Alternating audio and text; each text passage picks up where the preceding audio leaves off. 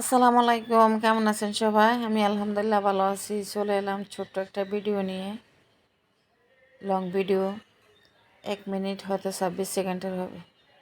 তো ভিডিওটা হলো বাঙালি মেনে টিপস সহকারে আজকে ভিডিওটা থাকলো। কিভাবে সিদ্ধ করে এগুলাকে ভালো করা যায়, তারপরে রান্না করা যায় সেটাই দেখালাম। অবশ্যই একটা পলিতে করে সিদ্ধ করে নিতে হবে 15 থেকে 20 মিনিট। একটু ঠান্ডা পানিতে ঢেলে এই দেখেন কি অবস্থা। সবগুলো এভাবে আপনি খোসা ছাড়িয়ে নিতে পারবেন, একটা ডিম নষ্ট হয়নি। আমি কিন্তু বাজার থেকে ভালো ডিম এনেই ফাটিয়ে আপনাদেরকে দেখাচ্ছি ছুরি দিয়ে। এবার এগুলোকে একটু লালচে ভাব করে রেখে দিয়ে এবার একটু মশলা করে নিচ্ছি।